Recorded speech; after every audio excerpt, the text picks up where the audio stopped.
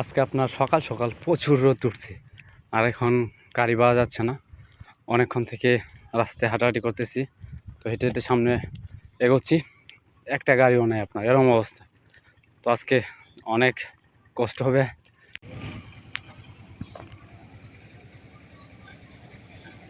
শ্রীমতি যাবে?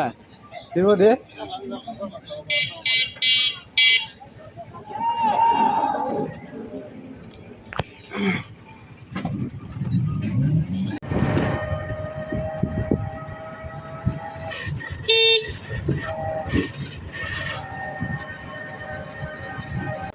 আসলাম, ক্লাস করলাম, তো এই গরমের ভিতর এখন বাড়ির দিকে চলে যাচ্ছি।